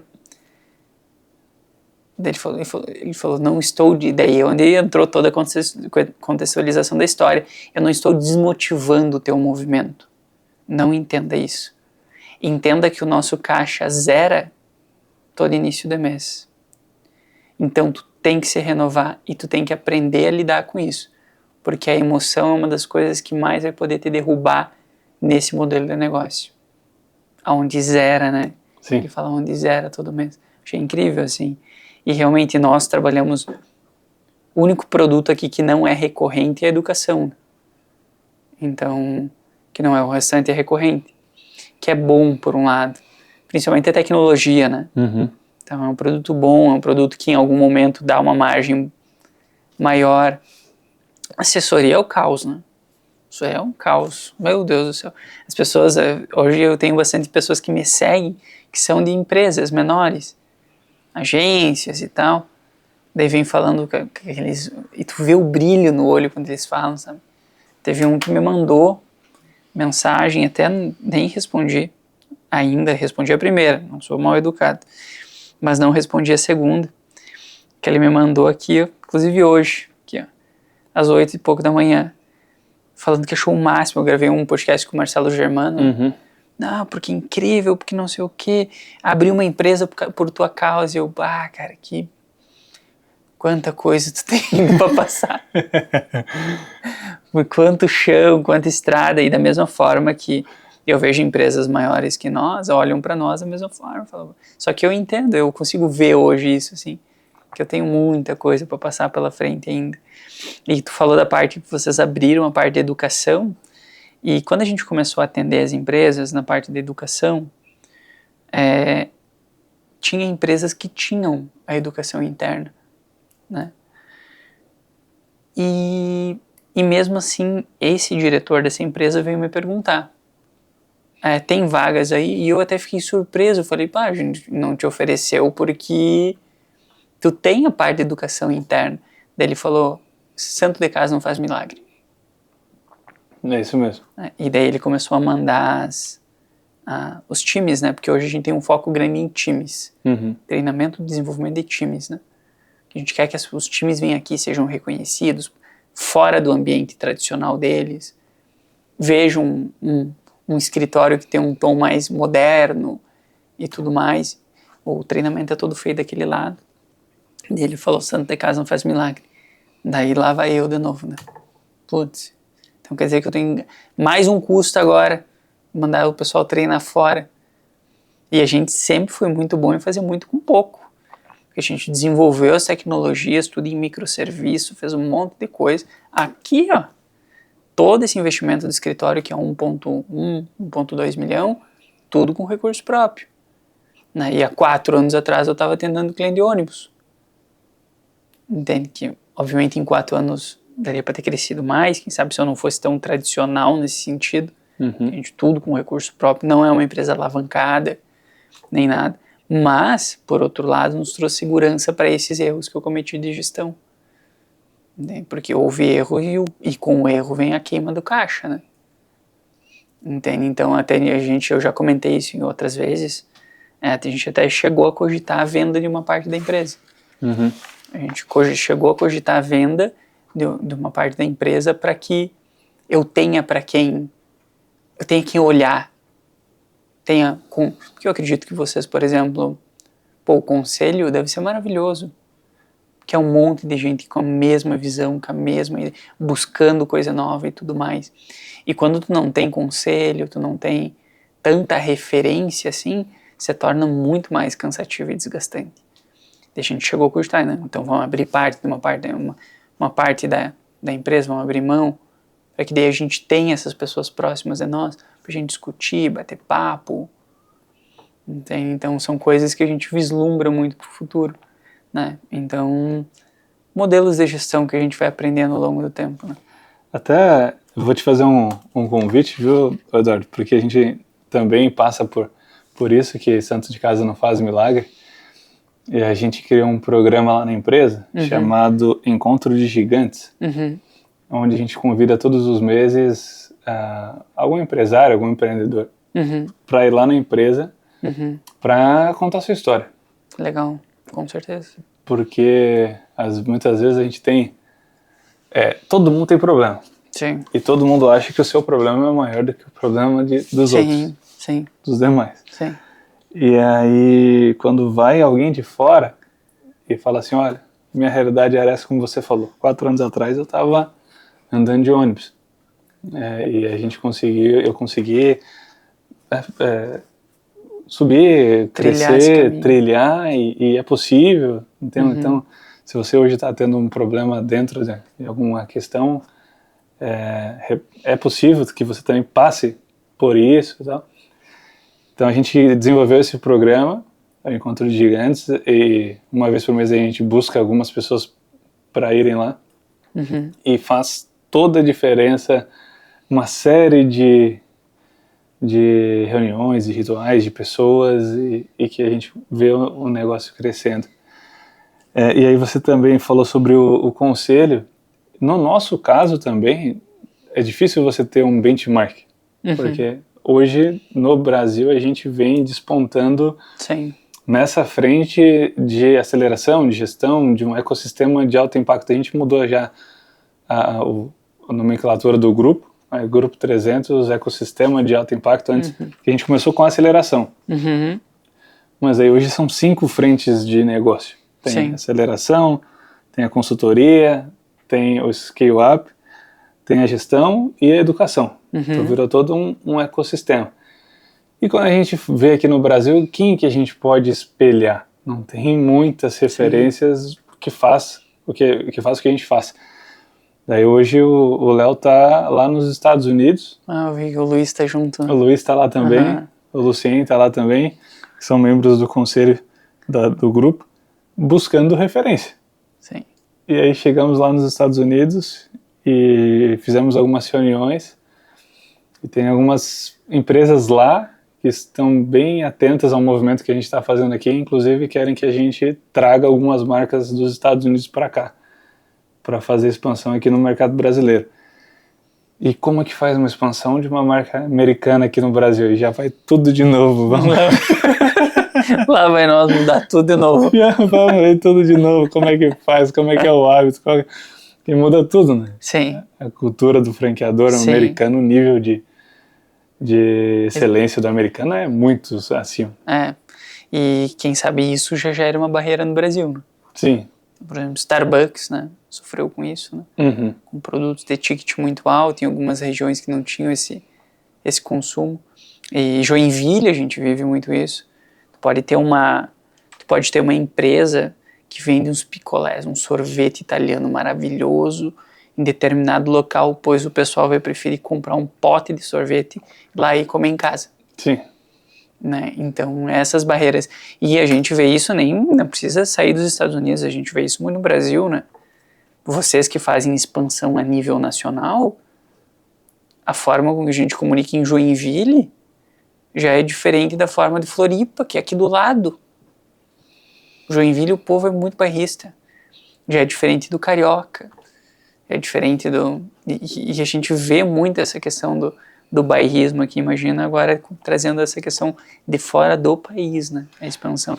A gente recebeu uma proposta de abrir um escritório na Flórida, né? Mas eu não... Dá vontade, assim, mas eu não sei se eu estou preparado ainda como gestor, sabe, para dar esse passo de expansão, assim. Mas vejo que muita empresa cresce nesses grandes saltos de expansão também, né? Sim. Porque você força a aprender um monte, né? Então, enfim. A gente precisou adaptar a mentalidade, porque o termo franquia, para algumas empresas, pode ser muito rígido. Mas o que você falou faz total sentido. Uma marca que vai operar aqui no Sul tem uma forma de atendimento. Agora, lá no Nordeste, ou lá no Norte, ou vice-versa, o hábito é diferente das pessoas, o produto é diferente das pessoas. Então, na alimentação, precisa incorporar um sabor diferente, porque faz parte da cultura daquela região, daquelas pessoas. Um exemplo aqui, a Ecoville, que tem uma venda externa muito grande, porta em porta e tudo mais, em Joinville, que tem uma região mais residencial, funciona. Agora em São Paulo, que é só prédio, não funciona. Então a gente desenvolveu para São Paulo uma outra metodologia de trabalho, né? Você fazer as reuniões com os síndicos dos prédios, fazer encontro com as responsáveis que trabalham nos lares, que você consegue influenciar essas pessoas a comprar produto de limpeza. Você não consegue oferecer o produto de limpeza para a dona de casa diretamente, mas você consegue fazer uma reunião num sábado de manhã com as responsáveis que trabalham nos lares. E nessa reunião você faz um café da manhã, você mostra o produto e ela chega em casa e influencia a dona do lar. Mas esse é o tipo de coisa que a franquia acelera o crescimento. Então, se você vê uma loja de produtos de limpeza da Ecoville em Joinville, tem uma estratégia. Em São Paulo, tem outra estratégia. Lá em Fortaleza, tem outra estratégia, que é de acordo com a região, o hábito, e aí, nesse aspecto, a franquia consegue acelerar bastante o crescimento, porque senão o empresário vai ter que desenvolver tudo isso sozinho e existe uma dor que é grande, que é o tempo. Se você não crescer rápido, também dói. Você perde dinheiro, deixa de ganhar. Então, às vezes sai mais barato, entre aspas, você investir numa franquia do que você montar sozinho, que o tempo que você iria gastar para aprender. Com certeza. Várias e várias vezes, não na franquia, mas me passou, por exemplo, pela cabeça que eu ganharia mais sendo C-level de uma empresa. Né? Eu teria um ganho maior e às vezes não teria toda essa estrutura de custo. Eu não estava aqui no escritório nessa época que me passava muito, aquela época da baixa, né, que a gente tá cansado e tal, e eu ficava, então quer dizer que se eu trabalhar de C-level, eu acredito em empresas que eu gerenciei uma operação grande e tudo mais, vai ter gente que vai querer meu trabalho, né? E já recebi proposta. Eu falei, não, volta pro foco, volta. Isso daí é o diabinho desse lado aqui tentando falar contigo para te puxar pro ruim, volta pro centro. Aí eu voltei pro centro e falei, não, vamos seguir o nosso propósito. Porque a Apo, por exemplo, nós temos as tecnologias. E a tecnologia são empresas que, quem sabe, possam ser vendidas. É uma empresa que nasceu já com esse... A Apo, ela já nasceu muito com propósito. Eu sempre quis impactar o máximo possível de empresários. Nosso propósito é mudar o futuro de pessoas e empresas. Esse é o nosso slogan. Pessoas e empresas. Por isso, tanto a gente investe na parte de educação. A gente quer começar as ações. A gente fez as ações sociais, aí desaceleramos por questão de custo, porque a gente investia em workshops, não cobrava nada desses workshops, traziam alimentos, a gente doava esses alimentos, daí foi lá e estrangulou a nossa margem, daí tivemos que fazer corte, daí as pessoas olham, pararam de fazer, são do mal. Meu Deus, a gente só está tentando sobreviver, gente, como todo mundo aqui, sabe? Então, a Apple nasceu muito com propósito, por isso a gente cogita, quem sabe, a ideia de um percentual do grupo inteiro, com tecnologias e tudo, mas não vender por completo. Existe essa questão de querer gerar impacto nas coisas, sabe? De querer gerar mudança.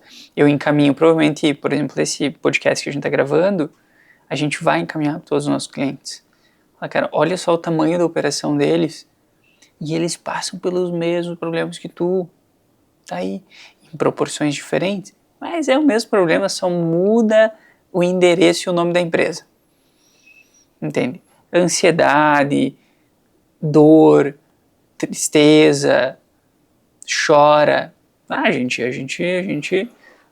chora e se irrita e caga, como todo mundo, né? E as pessoas acham que não, entende? Então, a gente gosta de gerar esses movimentos, e inclusive um dos motivos do podcast é esse.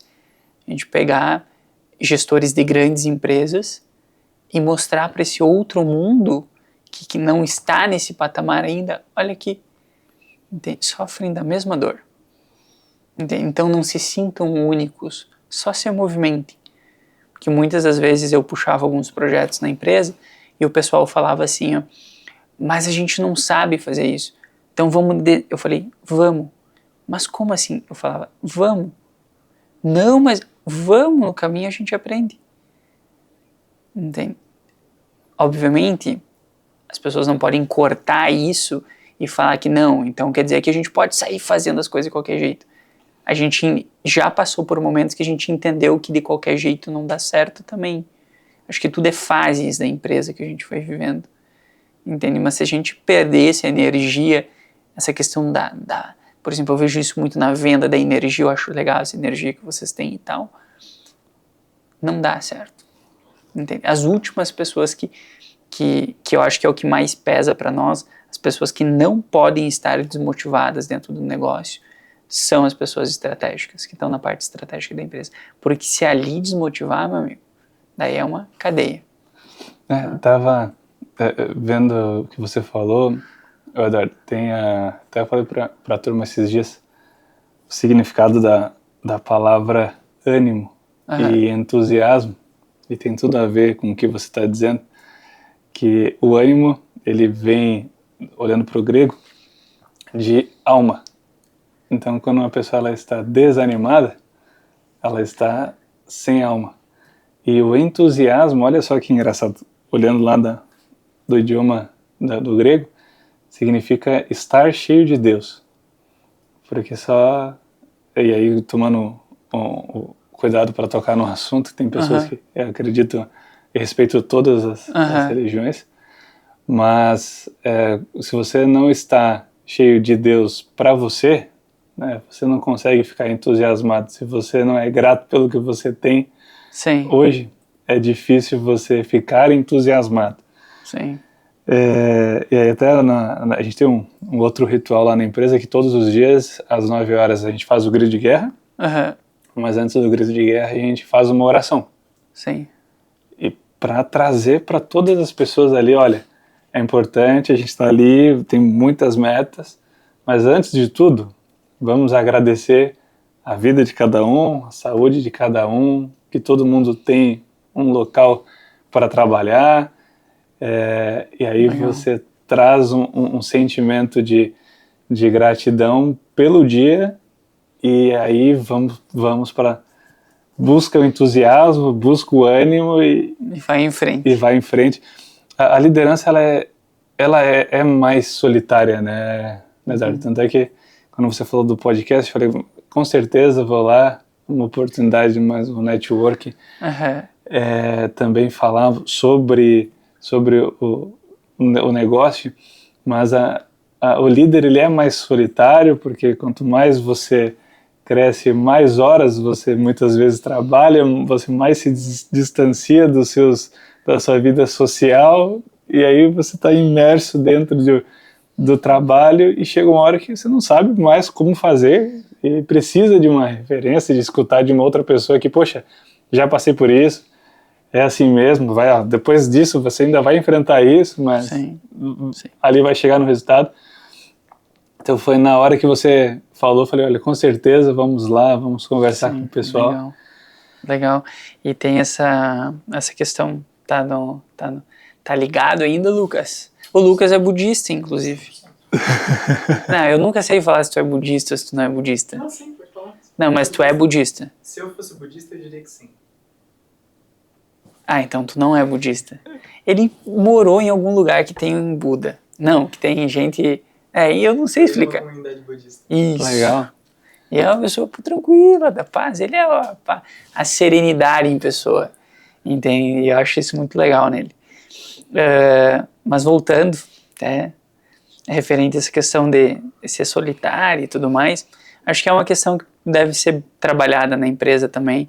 Eu acho que não deve ser tudo top-down, não deve ser tudo direto de cima para a cabeça de todo mundo. Acho que tem que ser uma coisa que tem que ser criado, aberto novas discussões para que as pessoas entendam que não é uma guerra. E é isso que está virando. Às vezes a gente vê que é isso que está virando. Parece que é o empresário contra o mundo e o mundo contra o empresário, e é uma guerra e é isso aí. E não é isso daí. Ambos dependem um do outro. Mas porque o empresário... Existe empresário ruim e existe colaborador ruim, e assim é o mundo, e assim é do início ao fim, né? E tá tudo certo, entende? Só que a gente tem um pensamento muito seletista, né? Isso é um pensamento muito seletivo, entende? A gente tem um viés seletivo da ideia de que eu tô sentado contigo, ambos somos empreendedores. Logo, tudo que a gente conversar, a gente vai concordar, porque a gente gosta das mesmas coisas. Estamos sentados aqui. Senta alguém, por exemplo, eu sou uma pessoa naturalmente de direita.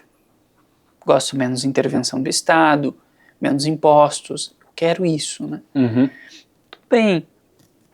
Senta uma pessoa de esquerda aqui. Automaticamente, a gente vai já se armar e vai começar a tudo que... Por exemplo, eu usei esse exemplo antes, exemplo político.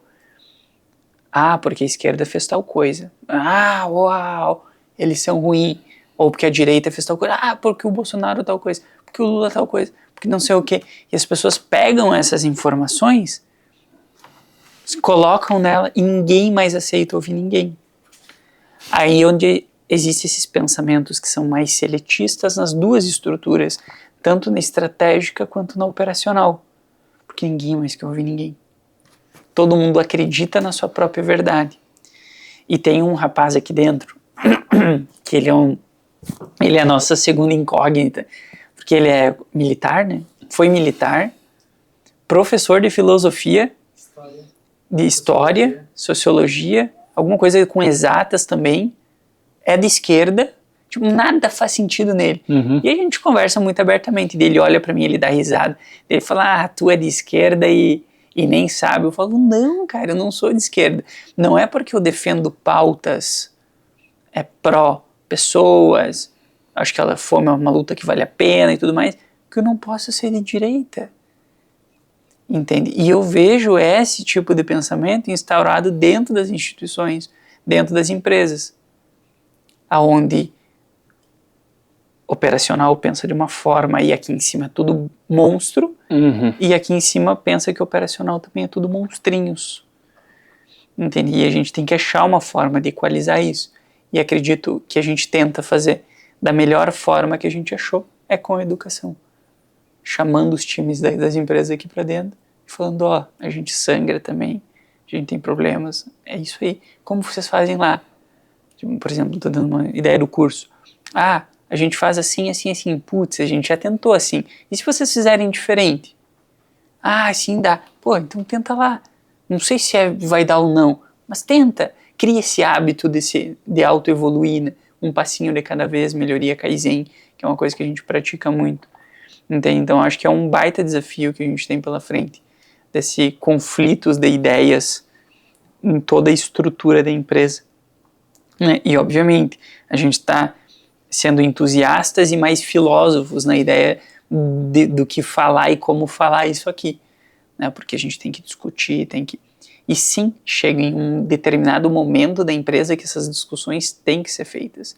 que a tua parte, por exemplo, estratégica, ela é muito mais sobre discutir esses temas para que que não ocorra um colapso na empresa, do que propriamente ir lá e vender, como tu mesmo disse antes. É exatamente isso, Eduardo. E também, você falou, e quando você falou, veio uma passagem, né, da empresa.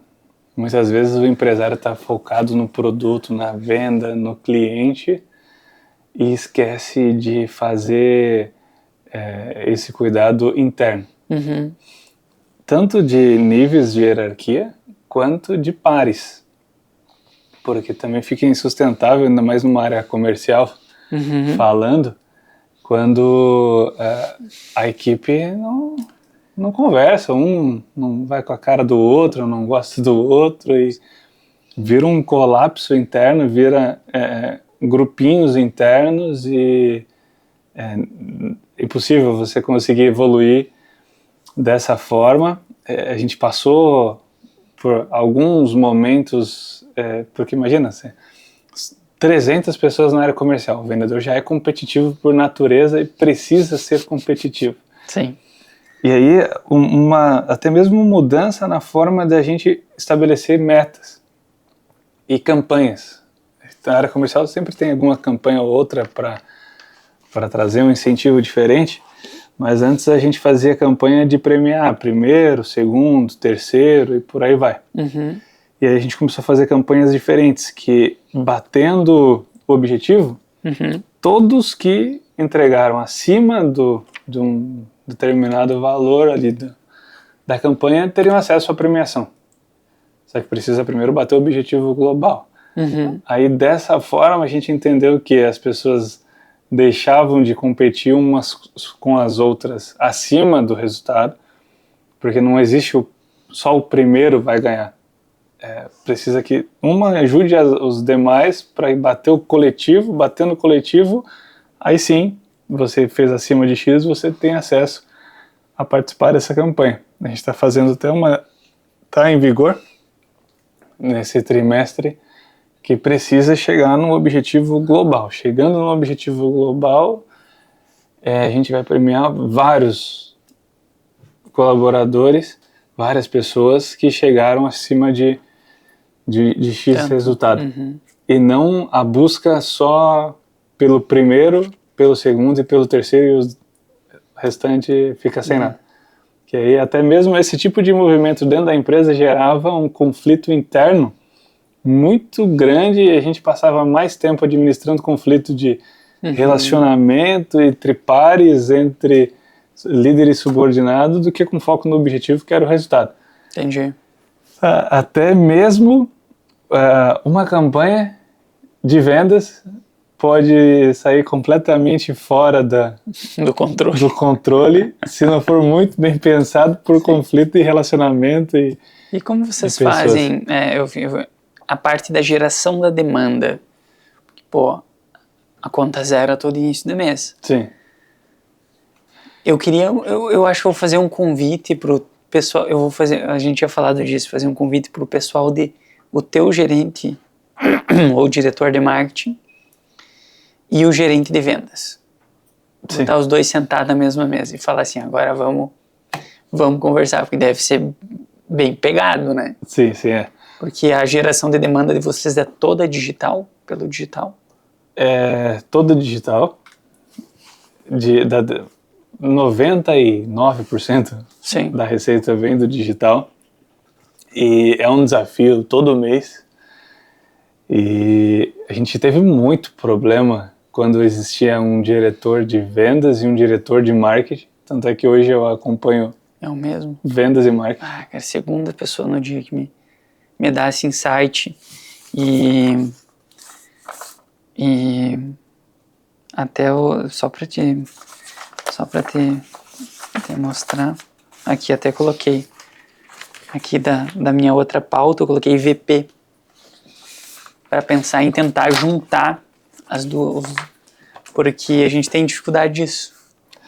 Que cada um defende o seu lado e aí passa uma guerra de vez em quando entre ambas as pessoas.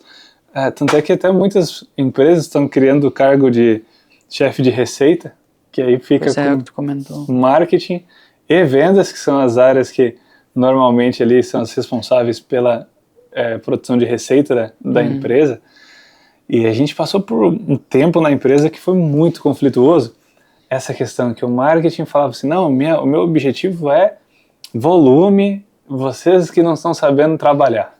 Aí o vendedor, então vem cá, Senta e vende pra esse aqui, cara. vende para esse cara aqui, liga para ele. E aí a gente no meio, apagando incêndio, reunião de conselho, às vezes virava uma guerra entre marketing e vendas, porque cada um defendendo o seu lado e pode ser que os dois até tivessem determinado momento razão do ponto da colocação, mas faltava a visão ali de ambas as partes. E aí a gente tirou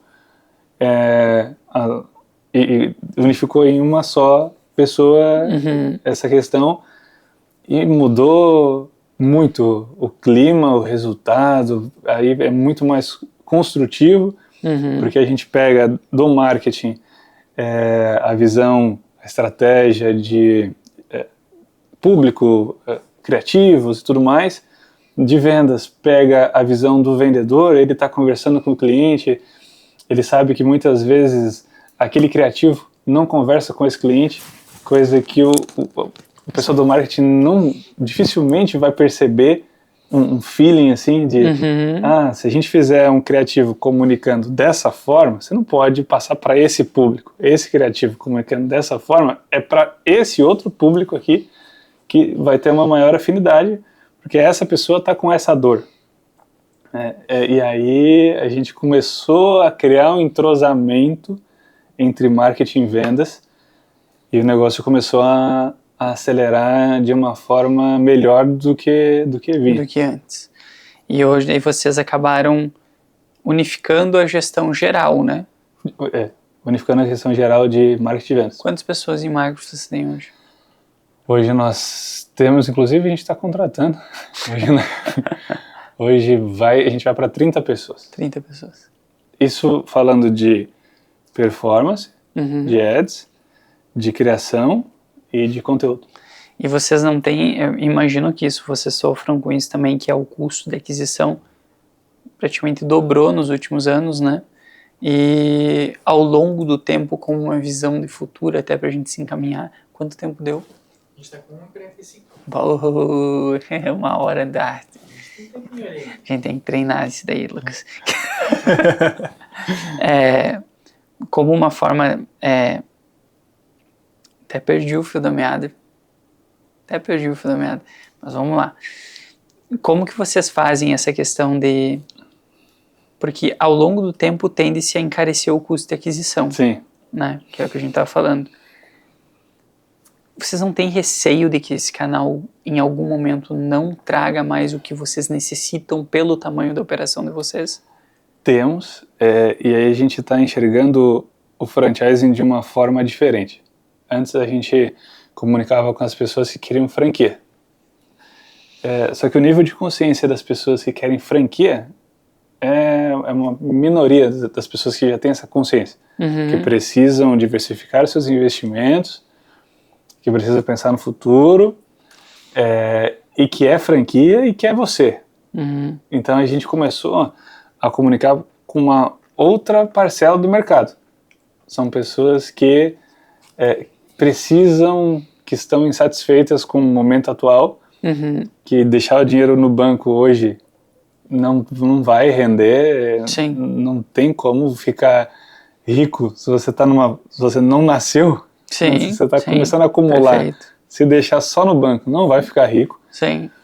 E aí a gente está pegando esse público que está inconformado com a situação atual e apresentando uma forma de empreender mais segura do que montar um negócio do zero. Então, a gente percebeu que antes, há 3 anos atrás, a gente comunicava diretamente. Vem aqui, seja um franqueado e tudo mais. Mas aí o custo do lead mais do que dobrou nos últimos anos. Aí a gente começou a comunicar para um público diferente, para trazer um nível de consciência para esse público vir, que é muito maior. Hoje, se você falar sobre investimento, você consegue impactar muito mais pessoas do que você falar sobre franquia. Esse é um ponto que a gente está fazendo, e um outro ponto é através da educação, porque aí a gente educa as pessoas que para você ter um maior rendimento, você precisa fazer algumas ações, diversificar a sua carteira de investimentos em renda fixa, no banco, em ações e em franquias. E aí agora a gente está numa linha na construção da 300 Educação com o Luiz entrou recentemente, e a gente está com um plano de trazer educação para os franqueados, que o engenheiro é muito bom às vezes em números, mas para empreender você precisa lidar com pessoas, e às vezes ele não tem habilidade nenhuma com pessoas. Né? E o contrário também, às vezes o cara vem da área comercial, muito bom vendedor, mas precisa fazer gestão, rotina, processos para conseguir ter resultado. Então a gente criou a educação para trazer conteúdo para os franqueados, mas também uma vertente da educação vai ser para educar o mercado como um todo com relação a franquias, que nos Estados Unidos tudo é franquia. Aqui no Brasil as pessoas têm um certo preconceito, porque o brasileiro já tem um sentimento que as outras pessoas querem tirar vantagem dele. Todo mundo, o brasileiro é desconfiado, que todo mundo quer tirar vantagem dele, que o franqueador está ganhando, por que eu vou pagar royalties para o franqueador? Não, vou montar o meu sozinho, eu não pago nada para ninguém, mas também leva 5 anos para aprender a fazer alguma coisa que teria o acesso antes. Sim, perfeito.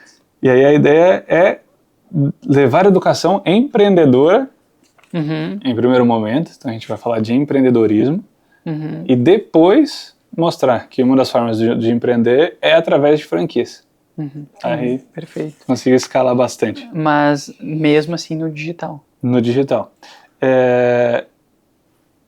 Em paralelo a isso, aí falando fora do digital... porque eu vejo, até eu deixei anotado aqui quando tu comentou, sobre algumas questões como, por exemplo, movimentos em universidades, movimento em grandes eventos, criar grandes eventos desconectados com a marca, para trazer grandes públicos e nesses eventos conectar alguma coisa do franchise, tipo movimentos mais office. Isso vocês chegaram a... Tá no plano desse ano. A gente vai fazer um 300 Summit em São Paulo, mas a ideia, o porquê a gente bate muito na educação? Porque se nós fizermos um evento presencial, 300 Summit e tudo mais, talvez a gente não tenha a mesma aderência de a gente, através de conteúdo, YouTube, podcasts e tudo mais, entrega conteúdo, sobe o nível de consciência do que é o Grupo 300, o que nós fazemos, aí a gente vai para um evento presencial e a gente consegue trazer engajamento. Entendi.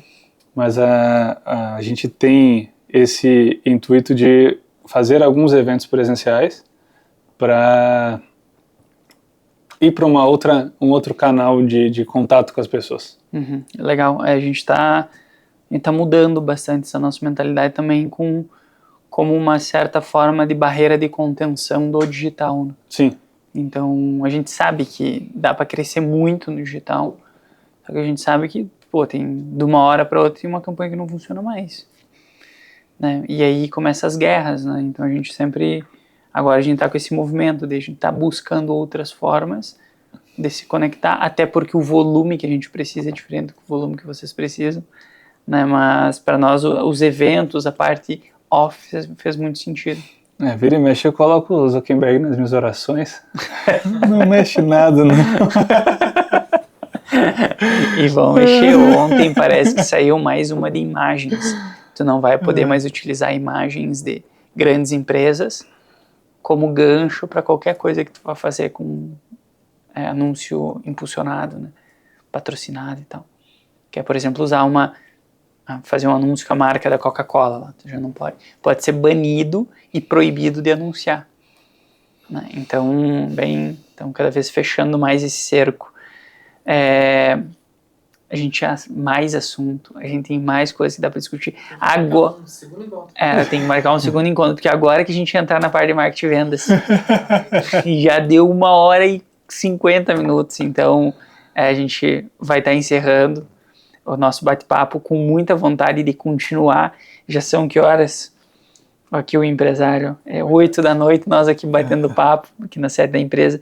Eu agradeço muito mesmo esse teu tempo, e realmente aprendi muito, deixei algumas coisas muito valiosas anotadas, às vezes conversar assim dá até um conforto, né? Por mais que tu não saia às vezes com respostas, tu sai com uma visão de que legal, não é só comigo, tu tira um pouco desse ar de, né, a gente é vaidoso com a dor, né, como tu mesmo comentou, né, porque é só eu que passo por isso. Não é só tu, todo mundo tem as mesmas dores, né, geralmente elas se replicam. Então te agradeço de coração, foi muito bom, tu é uma pessoa muito bem vista, tanto obviamente por mim, que eu falo muito bem de ti aqui, mas por outras pessoas que já vieram falar de ti para mim. Eu tenho um pessoal aqui dentro que trabalhou na 300, e uma pessoa, e ele falou muito bem de ti. Legal. Falou muito bem de ti, e falou, não, Ronaldo, cara, pessoa fantástica, boa de conversar pra frente, então eu admiro muito isso em ti. E também toda a tua rotina e energia pra estar agora, 8 horas da noite aqui, a gente gravando um podcast, sendo que tu tá desde as 5 horas da manhã acordado, né? Então, te agradeço aí pela presença. Eu que agradeço, é uma admiração recíproca, viu, Eduardo? Desde o nosso outro encontro ali, eu faço muita questão de, quando conheço alguém, de buscar conhecer os bastidores. Sim. Porque quem nos vê hoje não imagina que poucos anos atrás estávamos de ônibus. Sim, exatamente. E admiro muito pessoas que constroem, e não só constrói para si, como dedica um pouco do seu tempo ajudando a construir outras pessoas também, para outras pessoas, outras empresas. Acredito que nesse aspecto ambas as empresas têm um propósito que é comum. Você, através de growth, de marketing, de vendas e da educação, ajudando pessoas também a se desenvolverem, nós, através do franchising, ajudando empreendedores a se desenvolverem, mas é um propósito comum, por isso que bateu. Agradeço o convite, você tem portas abertas lá. Legal. Na 300, e se tudo der certo, a gente continua essa conversa em outro momento. Sim, com certeza, quem sabe gravar na mesma linha do podcast diferente. Tu tá notando que tu tá se comprometendo com um monte de coisa. Bora lá. É dentro de indústria, é dentro de uma coisa, porque a gente quer gravar os podcasts itinerantes nas operações. Legal. Tipo, no meio da operação da empresa, assim, sabe? Quero ver resolver esse áudio lá no meio da indústria. Bota o celular de um lado, dentro, usando camisa de bolso. A gente traz a nova moda, de novo, a camisa de bolso, ó. Microfonezinho pra cima que já era. Pega todo o áudio. Tem um bombonzinho ali também. Não, mas Ronaldo, como que as pessoas te acham? Como que as pessoas acham a 300 nas redes sociais? Legal. Nas redes sociais é 300 numeral, franchising. E a minha é Ronaldo e as iniciais, RCJR. Legal. Era mais uma vez, muito obrigado. Será sempre bem-vindo aqui. E é isso daí. Encerramos assim mais um ApoCast. Valeu!